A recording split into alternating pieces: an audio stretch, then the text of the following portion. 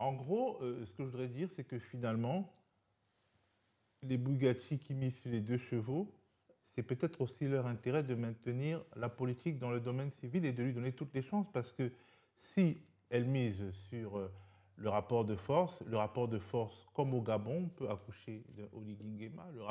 C'est-à-dire qu'au Gabon, l'opposition civile était dans le rapport de force avec Ali Bongo. C'est Oligui Nguema qui a gagné. Partout au Sahel aujourd'hui, les opposants au président qui sont tombés se retrouvent hors jeu. Est-ce qu'il n'y a pas une sagesse de 2025 en Afrique alors qu'il y a une sorte de banalisation des pouvoirs kaki? La solution de sagesse, Théo et Norbert, il s'agit aujourd'hui du souci majeur que nous avons, c'est l'avenir incertain de la Côte d'Ivoire. Une chose est certaine, c'est qu'il y a une élection le 25 octobre 2025. La sagesse aurait voulu qu'il y ait d'autres candidats Absolument. que les 4 chevaux. Parce que sur quoi se fonde Chantal Camara pour éliminer les mastodontes? Vous croyez que le président Gbagbo n'est pas capable d'avoir tous les parrainages? Ça semble effectivement un peu de délirant de l'imaginer. Vous ne croyez pas que Tidiane Thiam a eu les parrainages Bon, voulus? lui, il n'a pas été accusé à Non, mais cet enfin, égard. Mais justement, ils l'ont éliminé. Robert Bourgi au Cameroun, c'était un peu le même logiciel qui a été utilisé. Maurice Kamto a été mis de côté par des artifices. Attendons de voir ce qui va se passer dans un mois. Et au Cameroun, Maurice Kamto reçoit les candidats qui ont été admis et sans doute choisira l'un d'entre eux pour porter sa colère. Théo, je ne dis pas que vous avez tort, c'est la réalité. Je suis l'actualité, peut-être moins bien que vous, vous êtes Camerounais.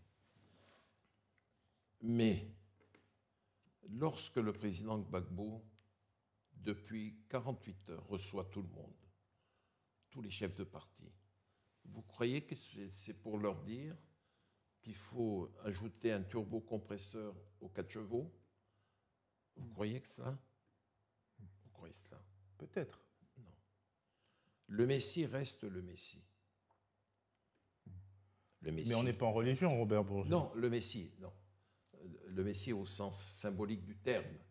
Laurent Gbagbo, il a une équation personnelle, une personnalité qu'aucun Ivoirien, qu'aucun homme politique, fût-il 100% ivoirien ou 80% burkinabé, ne possède.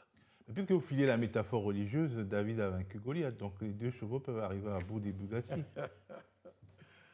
Théo, je vous aime parce que vous êtes un homme intelligent et fin.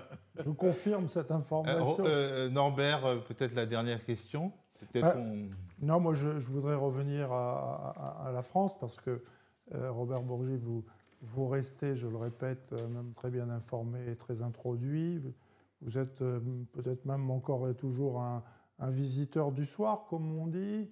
Est-ce que vous pouvez nous dire ce que pourrait être demain, avec un nouveau gouvernement, la position de la France au sujet de ce dossier ivoirien?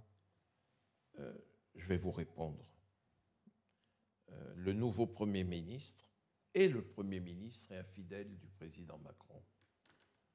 Mais j'ai vu Jacques Lecornu grandir. Sébastien Lecornu. Sébastien Lecornu grandir à l'UMP.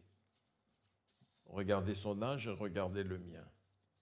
C'était un gamin qui venait, content de serrer la main à Chirac, content de serrer la main à Sarkozy, et qui est un poulain, ne l'oubliez jamais. Sébastien Lecornu est un fidèle, un poulain de Nicolas Sarkozy. Donc Nicolas Sarkozy est un fidèle de... Attention, c'est un fidèle de Macron, mais il est avant tout, avant d'aller rejoindre en 2017 le président Macron, il était un poulain de Sarkozy à l'UMP.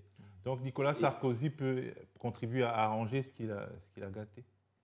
Il a gâté quoi? Bah, Côte 2011. d'Ivoire. Hein? La Côte d'Ivoire. Mais la Côte d'Ivoire, je vous ai dit qu'il avait un mandat des Nations Oui, Unies. Non, mais le mandat pas à des nous, Nations pas à Unies, nous, Robert Bourget, pas à nous. J'ai assez dit mon Le mandat désaccord. Pas Non, à je nous. l'ai- Le mandat des Nations Non, Unies non. n'incluait pas un changement de régime. Ce n'est pas vrai. On peut relire J'ai assez les dit résolutions des Nations mon Unies. désaccord avec le président Sarkozy. Je l'ai assez dit, Urbi et Orbi, mon désaccord lorsqu'il a décidé de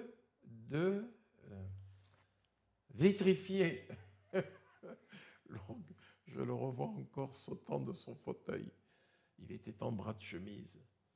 Mon Dieu. Quand je ne sais pas si sur votre plateau, j'ai dit ceci. Lorsque le président Sarkozy, au pire moment de la guerre entre les rebelles et le pouvoir légitime qu'incarnait Laurent Gbagbo, me fait venir et il me dit « Appelle Laurent, ton ami Laurent ». Et je lui dis « Mais à chaque fois tu me dis ton ami Laurent, mais c'est mon ami, mais ton ami, tu le dis d'une manière bizarre. Mais enfin, appelle ton ami Laurent et tu lui dis qu'il aura 30 millions CFA par mois, qu'il aura les honneurs dus à un ancien chef d'État, que s'il veut, comme il est historien, professeur d'université, il aura une chaire là où il veut, il voyagera partout dans le monde. Je lui ai dit, Nicolas, je connais mon ami Laurent Gbagbo. Enfin, il m'a dit, va chez Claude Guéant, secrétaire général de l'Élysée, on traverse un couloir, le salon vert, et j'arrive dans le bureau du secrétaire général de l'Élysée. J'appelle Laurent, et le colonel aide de camp de Gbagbo me dit, grand frère, je te passe le président. Et Laurent Gbagbo, je lui dis ce que le président Sarkozy m'a chargé de lui dire. Et Gbagbo me dit, tu dis à ton ami Sarkozy que je serai son Mugabe. Et Laurent, j'espère que tu vas regarder l'émission. Je sais que tu as tout confirmé de ce que j'avais dit à Alain, comment s'appelle-t-il? Celui qui a interviewé dernièrement Laurent. Alain Fourcade. Tu as tout confirmé. Et il m'a dit une chose désagréable que je tairai. C'est entre lui et moi. C'est dommage. Non, mais je ne veux pas que mes petits-enfants entendent. Et un gros mot. Hein? Un gros mot. Un gros mot, voilà. Mais il est là, il vous regarde. Et il me raccroche au nez. Il me raccroche au nez. Bob, ça suffit, boum, après un gros mot. Et ce que je n'ai jamais dit, j'ai éclaté en sanglots.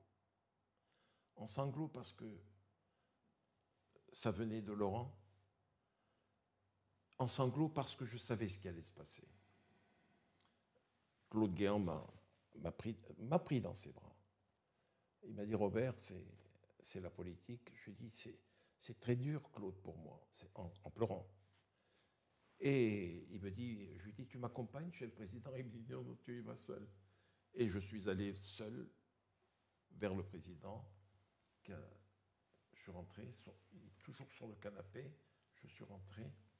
Et il me dit, alors, ton ami? Je lui dis, il a tout rejeté. Je lui dis, Nicolas, s'il te plaît, je te connais. Écoute-moi simplement. La CEI dit qu'il a gagné, que Alassane a gagné. Mais le Conseil constitutionnel a dit que c'était Laurent. En France, c'est le Conseil constitutionnel qui sacre le président, le nouveau président.